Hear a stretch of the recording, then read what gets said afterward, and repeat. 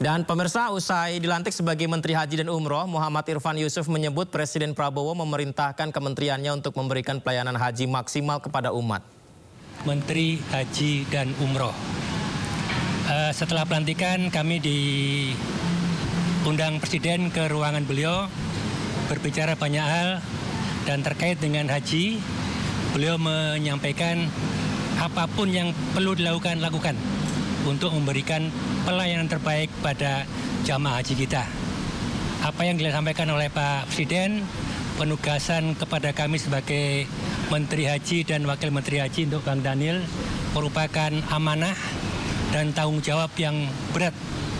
Saya katakan berat karena 10 bulan terakhir saya tahu persis bagaimana medan haji baik di Indonesia maupun di Saudi. Karena itu tadi saya sangat bergembira bahwa Presiden menyampaikan lakukan apa yang perlu dilakukan untuk memberikan pelayanan terbaik kepada jamaah haji kita. Saya kira itu. Ya. Tapi PR spesifiknya apa? Apakah menaikkan harga haji yang banyak hal yang harus kita lakukan, termasuk berpikiran atau berupayakan bagaimana biaya haji lebih bersahabat untuk masyarakat Indonesia. Termasuk itu.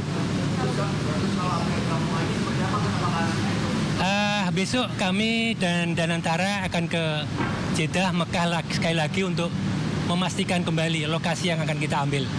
Karena bulan kemarin kita sudah melihat beberapa lokasi, calon lokasi, dan insya Allah besok kita akan putuskan mana yang akan kita ambil. Sementara itu, Wakil Menteri Haji dan Umroh Dhanil Anzar Simanjuntak mengatakan Presiden minta untuk perbaikan ibadah haji. Presiden minta agar berantas mafia haji di Indonesia. Tadi saya briefing terakhir ya. Pertama tentu Presiden berharap pengelolaan haji ke depan itu lebih baik. Itu pertama. Kemudian kedua, Presiden perintahkan kepada saya untuk pastikan jangan ragu terkait dengan praktek-praktek korupsi agar disapu bersih. Agar praktek korupsi di haji, kemudian praktek kartel di perhajian itu disapu bersih. Beliau menginginkan agar Kementerian Haji dan Umroh itu menjadi institusi negara yang bebas dari praktek korupsi, praktek manipulasi dan sebagainya. Dan fokus Presiden di situ. Fokusnya adalah pelayanan haji lebih baik, aman, nyaman, dan memastikan praktek-praktek korupsi, praktek-praktek kartel di perhajian itu tidak ada lagi. Itu poin terpentingnya. Menteri Perlindungan Pekerja Migran Indonesia Muhtarudin siap melaksanakan tugas dari Presiden demi mewujudkan Astacita. Sementara Menteri Koperasi Ferry Juliantono mengatakan siap mempercepat pembangunan Koperasi Merah Putih. Yang jelas ya kita silaturahim dulu lah ya di internal, perkenalan ya, sekaligus juga ya saya juga ingin ya tentu program-program yang telah dilaksanakan ya oleh menteri sebelumnya tentu kan kita lanjutkan ya yang sejalan dengan Astacitanya Pak Presiden ya. Saya kira tidak ada hal-hal yang lebih spesifik ya. Itu nantilah ya, lebih teknisnya nanti aja dulu ya.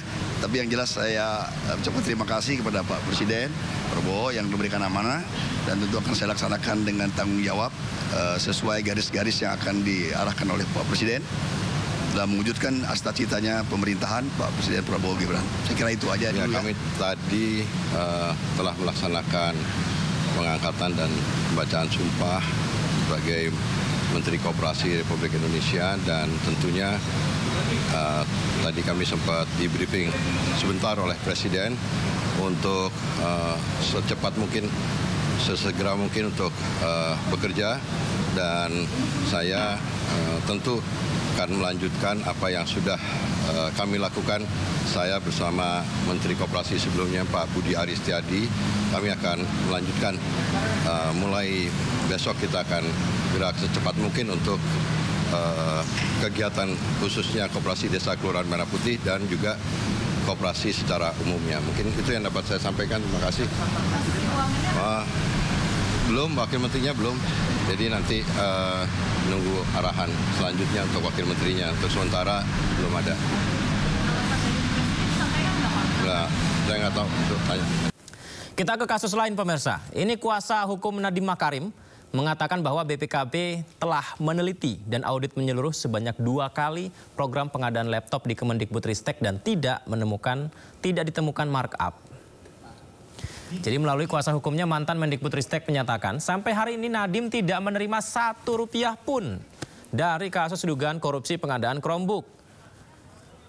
Kuasa hukum menyebut BPKB telah melakukan audit program tersebut sampai 2 kali pemirsa dan tidak ada penemuan markup. Berdasarkan hasil audit tersebut, kuasa hukum mengatakan sejauh ini tidak ditemukan juga kerugian negara. Nggak ada markup, nggak ada kerugian negara. Untuk daerah 3T tertinggal terjauh terluar memang tidak masuk dalam program pengadaan Chromebook. Sepanjang menyangkut tentang proses pemilihan segala macam oleh BPKB sudah dikatakan tidak ada pelanggaran. Di sini sudah ada kan kata-katanya tadi kan ada di sini. BPKB menyatakan ini dalam 2 kali audit loh.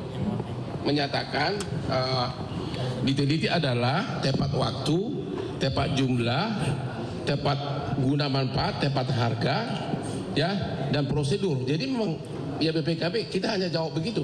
Iya bang. Masa gini, apapun jawaban saudara di sini udah dijawab BPKB. Masa Hotman yang menjawab BPKB telah menyatakan begini? Iya bang, kami juga udah baca tuh dokumen BPKB bang. Nah, yang dipersoalkan kejaksaan itu kan Chromebook itu dipilih jauh sebelum itu ada kata Nadiem tidak benar karena selalu ada apa? Ada pertemuannya nggak cuma hanya Google tapi ada Microsoft sama Apple. Ada beberapa kali pertemuan bahwa waktu itu pengguna anggaran pun bukan dia lagi kan? Bukan. Apa? Dirjen Pauda Semen. Siapa? Dirjen Pauda Semen. Ya, jadi kuasa pengguna anggaran pun sudah bukan dia. Intinya kalau detail begitu oleh BPKB sudah dijawab, tidak ada hal-hal yang melanggar. Lagi pula, apapun itu kalau harganya tidak ada markup berarti tidak ada kasus korupsi. Kan begitu. Kami udah jawab, kami bantah itu karena di sini tidak ditemukan itu. Mau apa lagi? Sebelumnya pemirsa, Nadiem Makarim langsung ditahan usai ditetapkan sebagai tersangka oleh Kejagung dalam kasus pengadaan laptop berbasis Chromebook senilai hampir 2 triliun rupiah. Selain Nadiem, Kejagung juga telah menetapkan 4 tersangka lain.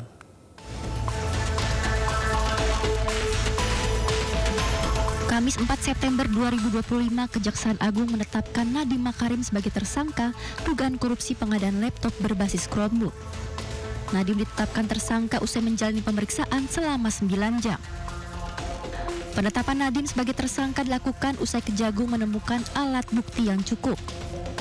Kembali menetapkan 1 orang tersangka dengan inisial NAM selaku Menteri Pendidikan, Kebudayaan, Riset, dan Teknologi Republik Indonesia periode tahun 2019. Usai ditetapkan tersangka, Nadiem langsung ditahan. Ia kini mendekam di Rutan Salemba Cabang Kejaksaan Negeri Jakarta Selatan selama 20 hari ke depan. Usai ditetapkan sebagai tersangka, mantan Mendikbudristek ini menegaskan dirinya bekerja atas dasar integritas dan kejujuran. Allah akan mengetahui kebenaran.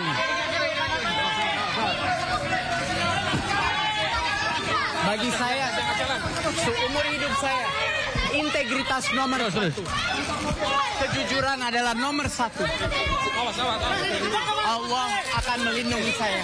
Mas Menteri, insya Allah. Selain Nadiem, Kejagung juga telah menetapkan 4 tersangka lain, yaitu mantan staf khusus Mendikbudristek Juristan, Direktur Sekolah Dasar Sri Wahyuningsih, Direktur SMP Mulyatsah, dan konsultan perorangan Ibrahim Arif. Kejagung juga mengungkap kerugian negara akibat kasus ini ditaksir mencapai hampir 2 triliun rupiah. Dari Jakarta, tim liputan iNews melaporkan.